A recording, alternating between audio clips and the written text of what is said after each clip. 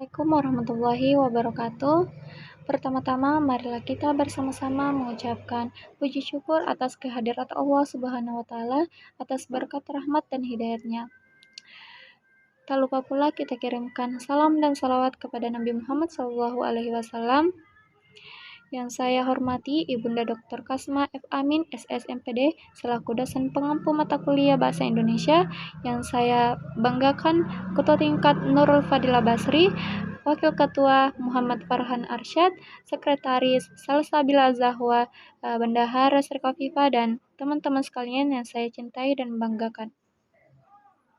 Perkenalkan, nama saya Alivia Citra dengan nomor induk mahasiswa 106-2024-0016. Baiklah, pada kesempatan kali ini saya akan membahas tentang paragraf lanjutan.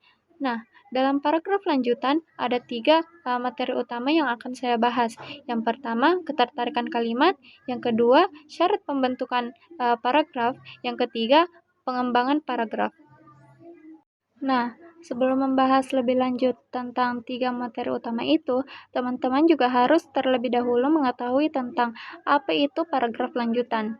Jadi, paragraf lanjutan adalah satu kesatuan yang utuh di mana setiap paragrafnya saling terhubung untuk membahas satu ide besar atau satu topik utama.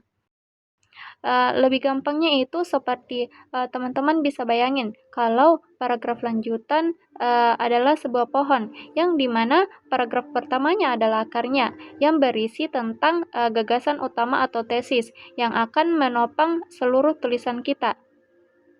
Paragraf-paragraf di tengahnya adalah batang dan dahan-dahan yang bercabang yang membawa ide-ide pendukung. Setiap paragrafnya adalah ranting yang berbeda, tetapi semuanya tumbuh dari batang yang sama.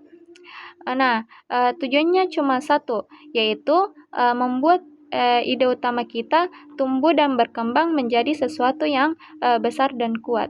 Nah, selanjutnya saya akan membahas materi yang pertama, yaitu ketertarikan kalimat. Ketertarikan kalimat adalah sebuah konsep yang berfokus pada daya tarik dan efektivitas suatu kalimat. Kalimat yang menarik bukan hanya benar secara tata bahasa, tetapi juga mampu memikat pembaca atau pendengar. Ketertarikan ini muncul dari gabungan beberapa faktor, yaitu kejelasan, keluasan, dan makna. Nah, faktor pertama yaitu kejelasan. Kejelasan adalah fondasi utama dari sebuah kalimat yang menarik. Kalimat yang jelas berarti pesannya langsung sampai dan tidak membingungkan. Ini mencakup penggunaan kata yang tepat, struktur kalimat yang logis, dan menghindari ambiguitas. Yang kedua, keluasan. Keluasan atau variasi dalam penulisan membuat kalimat lebih menarik dan hidup. Bayangkan membaca teks yang setiap kalimatnya dimulai dari subjek sampai predikat yang sama, tentu akan terasa monoton. Variasi bisa dicapai dengan beberapa cara, seperti mengubah urutan kata, menggunakan kalimat majemuk dan tunggal secara bergantian, atau memanfaatkan gaya bahasa yang berbeda-beda. Yang ketiga, makna. Makna adalah inti dari ketertarikan kalimat. Kalimat yang menarik membawa pesan yang kuat, emosi yang mendalam, atau informasi yang penting.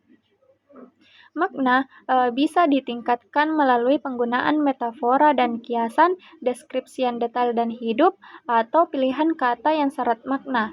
Kalimat yang bermakna meninggalkan kesan yang tahan lama, membuat pembaca merenungkan atau merasakan sesuatu setelah membacanya.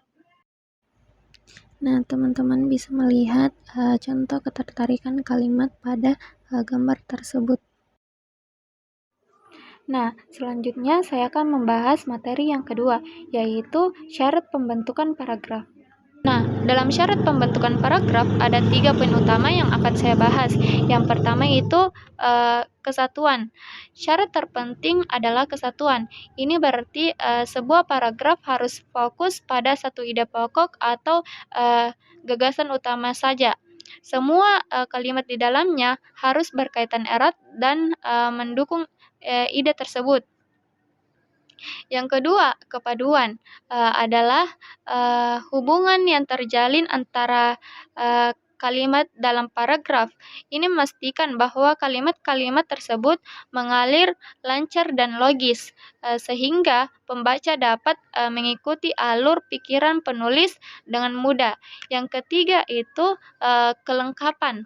Sebuah paragraf harus lengkap dengan menguraikan ide pokoknya. Artinya, ide tersebut tidak hanya disebutkan, tetapi juga dijelaskan secara memadai dengan bukti atau rincian yang cukup. Nah, selanjutnya saya akan membahas materi yang ketiga, yaitu pengembangan paragraf. Pengembangan paragraf adalah proses memperluas atau menguraikan ide pokok yang sudah ada dalam kalimat topik. Nah, pengembangan paragraf berfokus pada bagaimana kalimat-kalimat penjelas disusun untuk mendukung ide tersebut.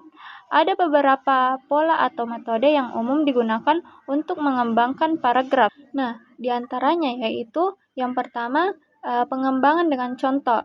Memperjelas ide abstrak dengan memberikan contoh nyata. Misalnya, menjelaskan manfaat teknologi dengan contoh Gojek.